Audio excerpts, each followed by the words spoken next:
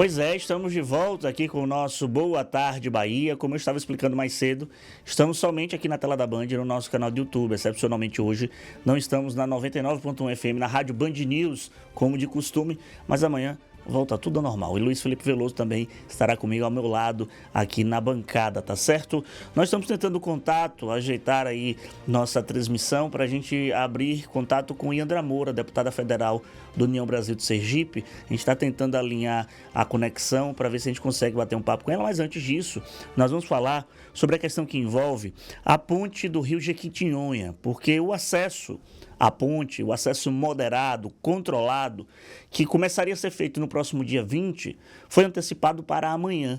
Quem fez o anúncio para a passagem dos carros pequenos, de viaturas, ambulâncias, mas ainda tendo a restrição de ônibus e caminhões, quem fez esse anúncio foi o ministro Renan Filho, ministro dos Transportes, que a gente vai acompanhar agora a fala dele.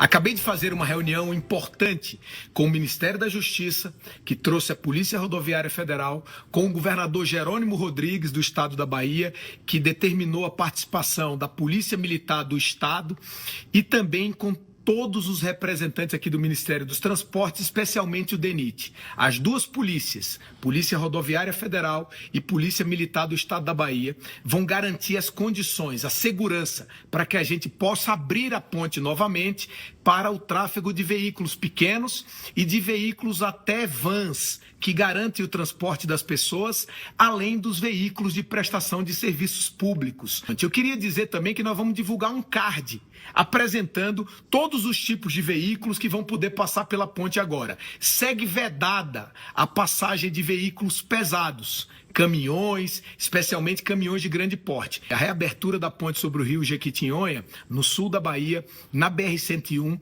vai possibilitar o retorno à normalidade das pessoas que trafegam por ali.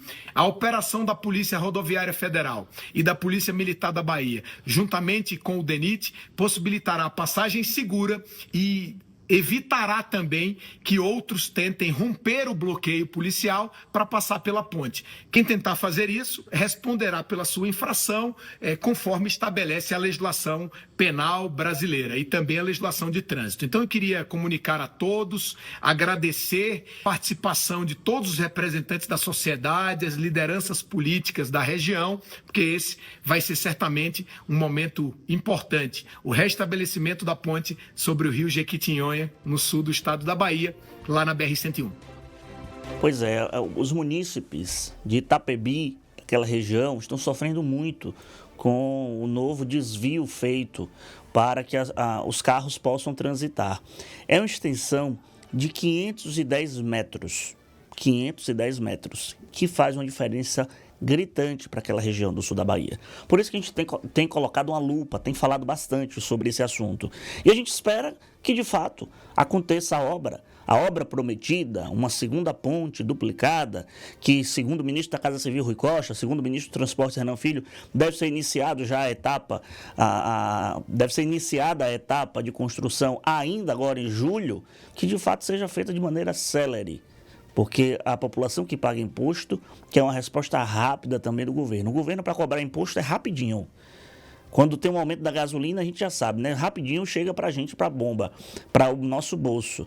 Quando é para atochar imposto no cidadão, é rápido. Agora, para a gente ter um retorno, há essa morosidade. E a gente espera que esse assunto se resolva o quanto antes. A população de Itapebi, a população do estado, precisa de uma atenção, porque essa ponte é crucial. A gente também não quer ver tragédia, não quer que essa ponte caia.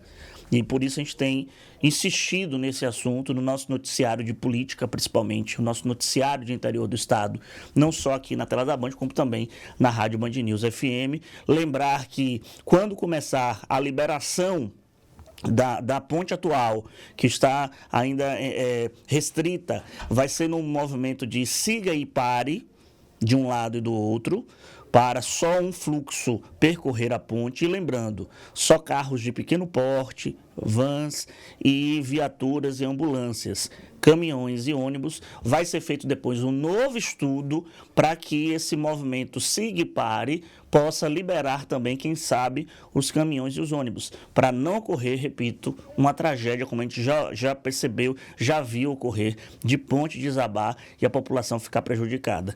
Então, a gente acompanha e, como eu costumo dizer, a conferir. 2h09, você que está sintonizado aqui na tela da Band, muito obrigado pela audiência. E a gente vai fazer agora a nossa ponte aérea, a velha e boa ponte aérea com Brasília, porque você já sabe, Napoleão de Castro sempre vem com as informações direto do Congresso, direto do centro do poder. Venha de lá, Napoleão, boa tarde. Terça-feira, e a gente voltando da capital federal para atualizar o nosso telespectador, o nosso ouvinte com os temas mais importantes de hoje aqui na capital brasileira. A Câmara dos Deputados aprovou na noite de ontem o regime de urgência para o projeto de decreto legislativo, PDL, que suspende o decreto do governo do IOF, Operações Financeiras. O requerimento foi aprovado por 346 votos a favor, contra 97.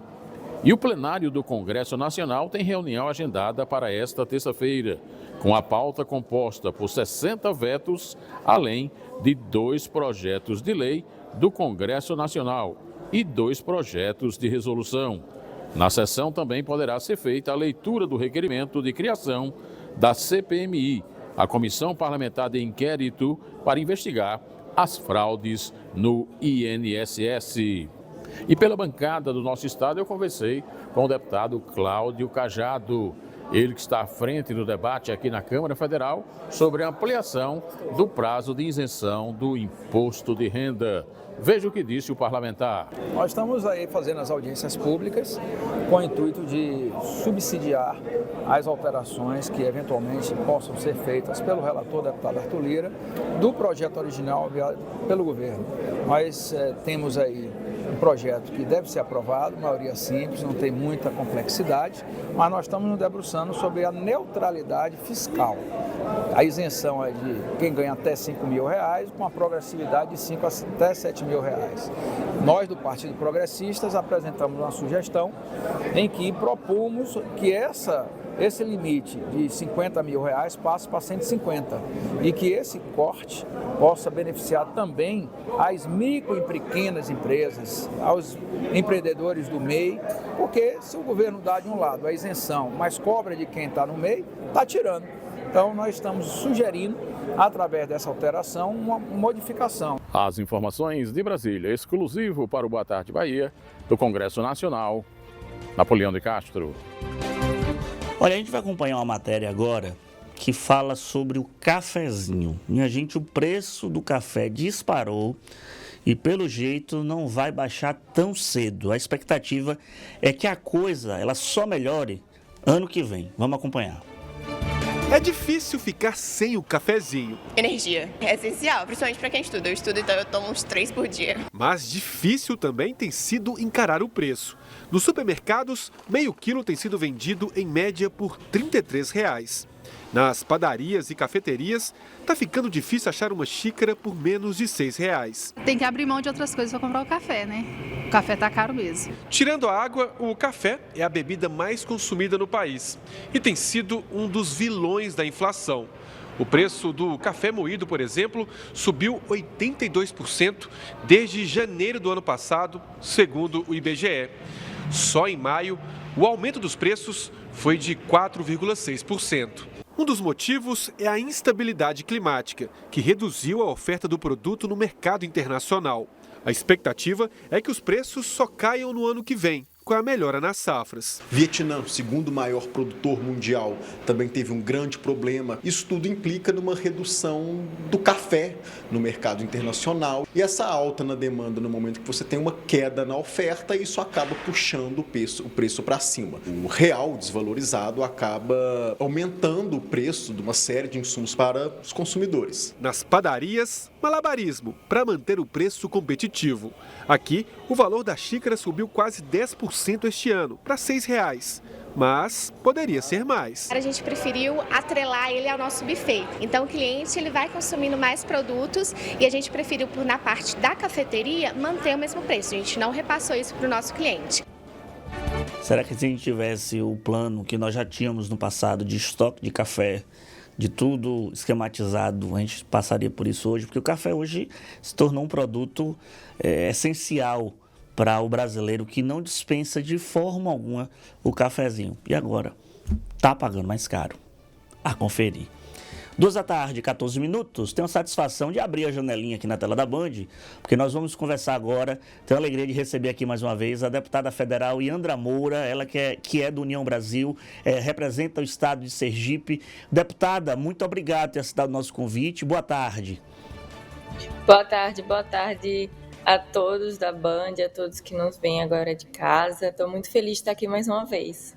Deputada, a senhora tem 30 anos, formada em Direito, já está aí no seu primeiro mandato como deputada federal e assume uma comissão importante em Brasília, no Congresso Nacional, na Câmara Federal, que é a Comissão de Integração Nacional e Desenvolvimento Regional. Quais são as ações que são debatidas no âmbito dessa comissão? Quais são os projetos que, inclusive, a deputada substitui um baiano, que era Zé Rocha, que era do União Brasil. Então, está nessa missão agora, nesse colegiado importante, né, deputada?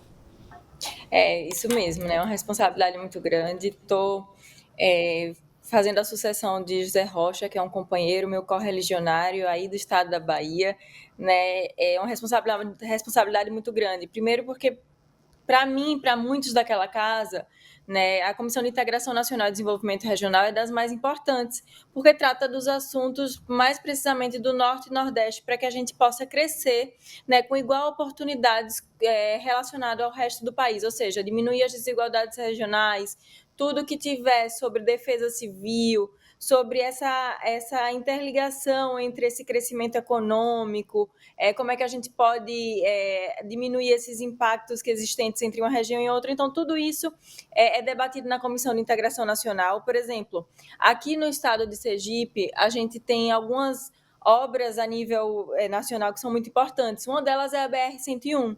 E a gente vai trazer a Comissão de Integração Nacional, já foi aprovado na comissão, para que a gente venha trazer essa comissão para debater aqui essas obras que há mais de 30 anos, né, a gente espera aqui no estado de Sergipe. Ou seja, a gente vai vir aqui com a comissão debater, depois retornando a Brasília, a gente vai também na sede da comissão, no próprio plenário, também trazer os resultados dessa audiência que vai ser feita aqui em Sergipe. É só um exemplo para que vocês possam entender, né, o dinamismo dessa comissão e a importância dessa comissão. Agora mesmo chegando a COP, que vai ser sediada em Belém do Pará, a Comissão de Integração Nacional também tem debates importantes relacionados à defesa civil, né, às calamidades que estão acontecendo no Brasil, e tudo isso são de bojo da Comissão de Integração Nacional. A BR-101, que é importantíssima para o Nordeste, por exemplo. Eu já tive a oportunidade de visitar o quilômetro zero, lá em Touros. E a gente sabe que a 101 é um acesso importante para Sergipe, está na luta aí por duplicação em diversas áreas, e eu acabei de noticiar aqui, deputada, uma complicação também na BR-101 que envolve o sul do estado da Bahia. Então, olha a dimensão que tem a BR-101 e, de fato, precisa de uma atenção não só dos parlamentares do estado onde ela passa, mas de toda a região Nordeste, né? Mas, deputada, aproveitar o ensejo, ontem nós tivemos uma votação importante na Câmara Federal sobre a questão do IOF, a aprovação da análise de urgência, da possível queda da taxação do IOF, e o presidente da Câmara, Hugo Mota, havia dito que essa votação seria um recado da Câmara para o governo federal. Aí eu faço duas perguntas em uma à deputada. Como tem avaliado a condução de Hugo Mota à frente da Câmara Federal? E segundo, como é que está a interlocução do governo federal com os senhores deputados? Veja, Vitor, Hugo Mota é um deputado, né, na verdade é nosso presidente, jovem, né, que tem trazido esse dinamismo que a juventude traz para dentro da Câmara dos Deputados. Eu estou muito satisfeita com a condução dos nossos trabalhos a partir da presidência de Hugo Mota, né? Tenho certeza que os próximos anos dirão, né, um ano e meio, né, de mandato do Hugo Mota, mas eu tenho certeza que os meus pares, os colegas parlamentares, pelo menos boa parte deles, aprova como tem sido conduzida a Câmara dos Deputados. O governo federal continua da mesma forma que iniciou o mandato, né, do presidente Lula, né? Às vezes a gente consegue uma interlocução, às vezes não. Depende da matéria que está em debate e da necessidade que eles tenham de conversar com a gente ou não, né? O que eu acredito que o Hugo Mota quis dizer, né, com o Twitter dele, que eu também acompanhei, né, o que o presidente da Câmara dos Deputados escreveu e publicizou nas suas redes sociais, é que, veja, a Câmara dos Deputados não quer mais pagar, não quer pagar essa conta que é do governo federal, que a todo momento ampliar a arrecadação sem dar para a população que, de fato, a população precisa, ou seja, arrecada-se mais e entrega-se cada vez menos. A gente não quer pagar essa conta, a gente não admite mais que seja feito dessa forma, né? Contas públicas não é só arrecadar, é também cortar despesas, principalmente cortar despesas. Então, o que a gente espera, a Câmara dos Deputados esperam, e o recado que a gente quis dar com essa votação dessa urgência no plenário da Câmara dos Deputados na noite de ontem é que a economia não é só aumentar a despesa, não é só aumentar a arrecadação, a gente quer também, né, que principalmente corte as despesas, corte a gordura e que entregue à população um serviço essencial adequado. Veja, os países que compõem o G7, eles arrecadam menos e entregam mais para a população. O Brasil vai de encontro a isso, a gente não quer pagar essa conta, não. Você que está acompanhando a gente aqui na tela da Band, está acompanhando o nosso Boa Tarde Bahia, eu estou batendo um papo com a deputada federal Iandra Moura, ela que é do União Brasil, do estado de Sergipe. Deputada, e sobre essa criação da Federação União Brasil e PP, a deputada viu com bons olhos a criação dessa nova agremiação? Sim, veja, falando um pouquinho do partido que eu faço parte, né, que é a União Brasil, já que a gente ainda não tem a homologação a partir dos tribunais eleitorais, a União Brasil já era um partido muito grande. Tanto aqui no estado de Sergipe, nós somos o segundo maior partido em termos de números de deputados, perdendo somente para o partido do governador. Em números de prefeitos, nós elegemos também, perdendo apenas 2 prefeituras para o partido do governador do estado. E a nível nacional, da mesma forma, né? A gente é o terceiro maior partido da casa, tirando o PT e o PL, que são os 2 partidos que a gente pode dizer que um representa a direita extrema e a esquerda extrema, e a União Brasil já era muito grande. É óbvio que com a chegada do Progressistas a gente se fortalece enquanto deputados, enquanto números na Câmara dos Deputados. Aqui no estado de Sergipe também a gente vê com bons olhos a chegada do Progressistas, né? A gente tem a representatividade de 2 deputados federais, de 4 deputados estaduais, agora a gente tem mais um senador a partir do Progressistas, que é o senador Laércio Oliveira, e sempre dialogando, né, sempre fazendo como a gente sempre fez aqui no estado do Sergipe a nível nacional. Eu tenho certeza que só vai vir coisas boas e vamos colher bons frutos, né, dessa soma, né, é muito importante para todos nós. Deputada, a senhora foi candidata a prefeita de Aracaju na última eleição, ficou na 3ª colocação, mas tem construído o seu nome no estado, inclusive, quem sabe, para o executivo, e faltam 473 dias para as eleições de 2026. Tem uma pretensão de, quem sabe, tentar um cargo executivo para a próxima eleição, para o governo do estado de Sergipe, ou deve buscar a sua reeleição ao cargo de deputada federal? Vitor, de forma alguma, eu faço parte do agrupamento do governador do estado, que tem feito um mandato muito propositivo, né, na saúde, na educação, na geração de emprego e renda. Nós temos números que nos deixam muito felizes enquanto sergipanos, no turismo, que é a nossa grande indústria sem chaminés. Então, não existe nenhuma possibilidade de eu vir a ser candidata ao governo do estado, né? Na verdade, eu estou aqui para apoiar a reeleição do governador Fábio Mitidieri. Eu sou, sim, candidata à minha reeleição de deputada federal, né? O povo sergipano, com sua imensa generosidade, já me conduziu como a deputada federal mais votada da história, a primeira mulher eleita, né? Isso não me envaidece, muito pelo contrário, né? Me motiva de tal forma que a gente fez um mandato visando acolher a todos, especialmente quem mais precisa, e agora a gente vai para uma reeleição, e é óbvio que o futuro a Deus pertence, a gente vem trabalhando muito, né? Aprovamos 4 projetos de lei em menos de 1 ano e meio de mandato, fazemos parte de comissões importantes agora com a Proteção Nacional, fui coordenadora do Observatório da Mulher na Política, que para mim é muito importante, porque fortalecimento da mulher não é somente, para mim, uma bandeira de mandato, é uma bandeira de vida. Então, vamos esperar, que o futuro a Deus pertence, seguimos trabalhando duro para acolher quem mais precisa e, principalmente, para levar o nome de Sergipe a nível nacional. Agora, o seu pai, o ex-deputado André Moura, então deve fazer parte dessa chapa, um cargo do Senado, algo nesse sentido? Sim, nosso trabalho também é para que o ex-deputado federal André Moura, meu pai, seja candidato ao Senado. Inclusive, o governador Fábio Mitidieri ainda não existe chapa definida, mas ele sempre fala que o pré-candidato 01 dele ao Senado é o ex-deputado federal André Moura, né?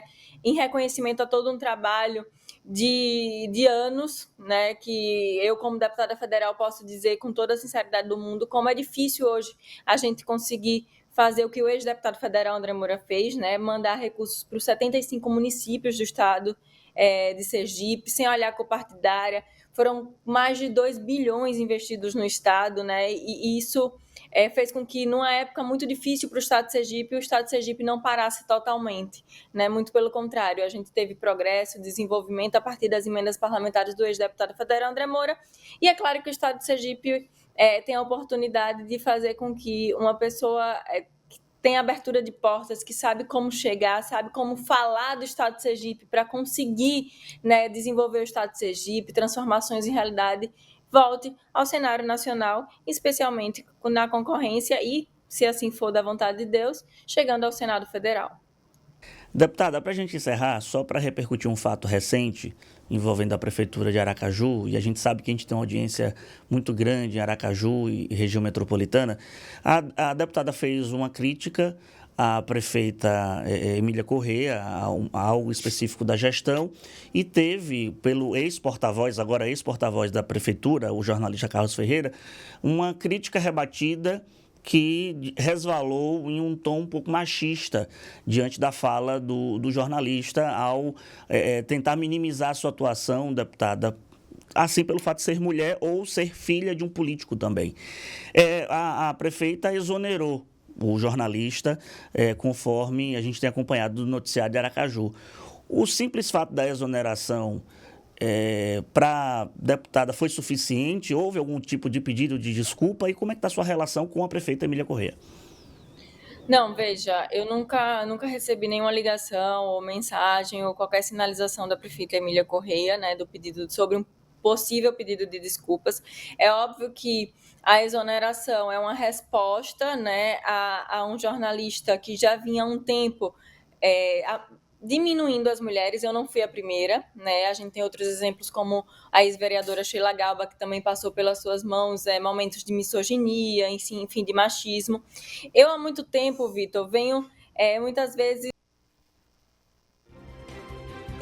essas situações, né? E aí chega um momento que a gente não tem mais, até porque se a gente ameniza, a gente dá espaço para que essas pessoas continuem fazendo, né? E não somente com a gente, mas com outras pessoas que às vezes não têm, né, o poder, né, de às vezes ter uma mídia social como eu tenho, forte por ser deputada federal, ou que não tem essa oportunidade de estar realmente botando a boca no trombone, como se diz no